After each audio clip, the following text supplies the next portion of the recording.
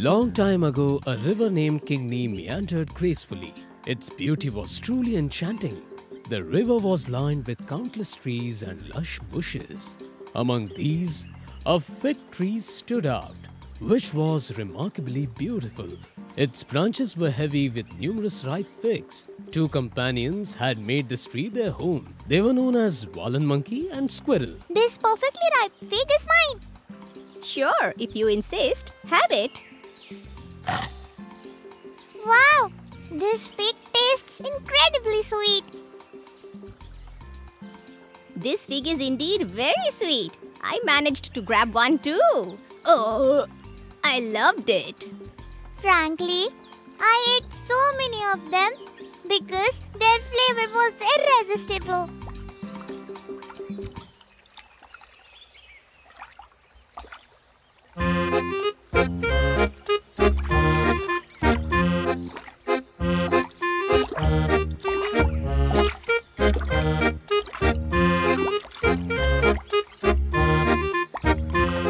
Could you share some figs with me too?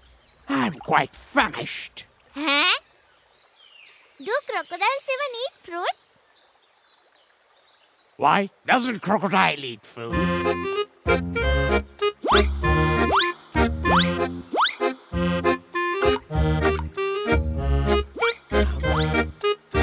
Friend, the fruit is exceptionally sweet. Could you spare me some more? Keep eating. I'll give you some more. Oh. Thank you, my friend. I'm well satiated now, so I'm off. That's great. But what's your name? My name is Markan. And what is yours? I'm Valan the monkey. And this is Kannan the squirrel. Well then, friends, until we meet again. Sure, why not? Crocodile. Oh, my friend, do you know him? Is he someone worthy of friendship? It's okay. He's just a poor crocodile. That creature. That poor crocodile is notorious for devouring any creature he finds. We both must steer clear of him, or else he might even eat you.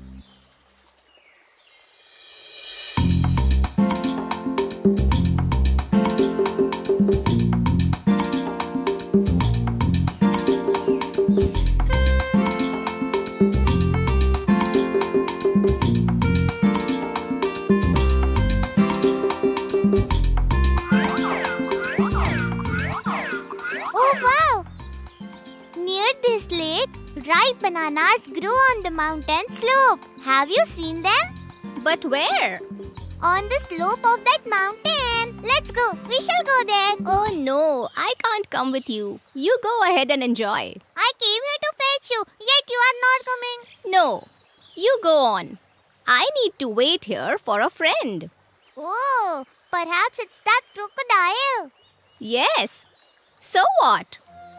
When you discovered a new friend, you just forsake your old one. Is that true? No, it's not like that. Oh, okay then. I'm on my way. Across the Kingni River, there lived a crocodile called Morgan. He had savored figs and grown to adore them. Every day he swam to feast on figs. Why hasn't this crocodile come yet? How long should I wait for him?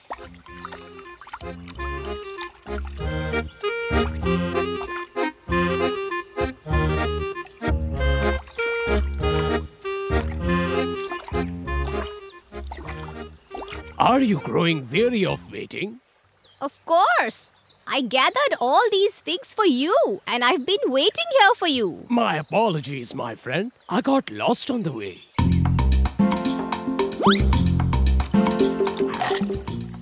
My friend, it tastes yummy.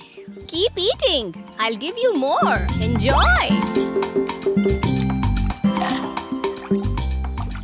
What a wonderful flavor, my friend. Today I desire Another bunch of figs. Could you fetch some for me? Why is that? Do you plan to keep them at home to savor later? No, my dear friend. These are for my wife, for Millie. Oh, I see. If that's the case, you can have 2 more bunches of figs. I'll give you right away. Thank you so much, my friend. Wallen, the monkey, collected 2 bunches of figs and offered them to the crocodile. Murugan quickly took the figs and swam off towards his dwelling.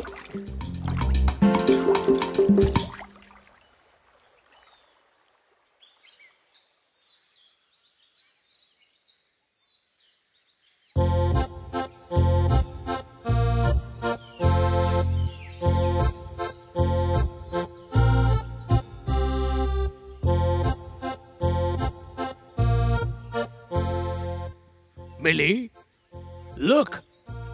This is what I have brought for you. Try these figs. Try eating them.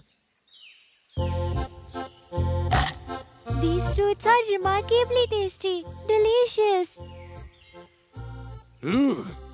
A friend of mine has gifted them to me. Wallen the monkey. He always enjoys eating these figs. Ha! If these figs are so delightful, then the heart of a monkey who eats them daily must be equally wonderful. It must surely be as sweet as honey. Millie, he's my friend.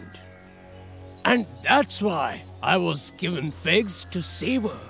All that is fine, but I am after the heart of that monkey. Oh, how can I manage that, Millie? Really? Is that the answer you'll give your wife? I won't speak with you then. Oh, After listening to Millie's tale, Murugan retreated to the tree, clearly disheartened. I'll have to concoct a trick to bring home some earnings.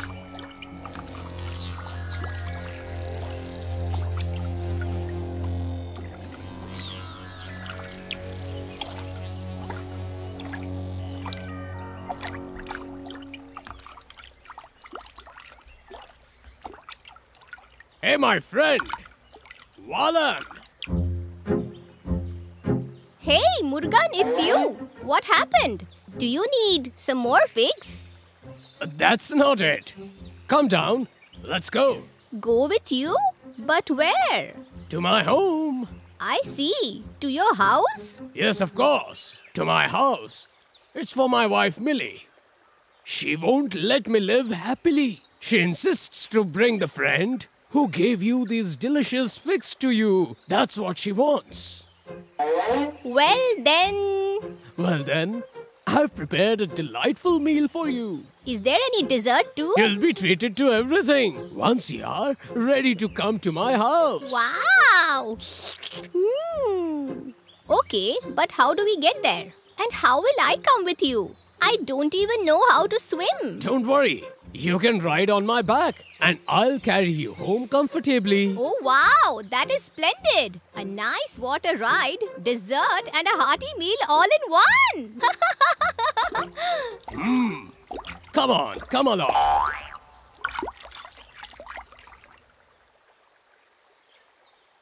Then Murugan lifted Wallen the monkey onto his back and cheerfully made his way home. As Murugan reached the river's midpoint, he confided in Wallen about his true intentions. Listen, Wallen. Today you won't be getting any food. Today you are to be our meal. Hey, what's all this about, Crocodile? I'm not taking you for lunch. Then for what? I'm taking you to my wife, Millie, who craves your heart. That is why I'm taking you. Remember, he is a crocodile who devours any animals whenever given a chance. You know, he'll eat us too. Oh no! You never told me this before. But you see, I've collected all these figs only to give it to your wife Millie as a gift. Wallen suspected something was amiss and told the crocodile that You see, Murugan, I'm willing to offer my heart to your wife. But But what? I've stashed my heart on top of the fig tree so that no one can take it away from me. And that too in a big pot. Had you told me sooner, I would have got it for you. So, what shall we do now? What else? Let's go back and fetch it.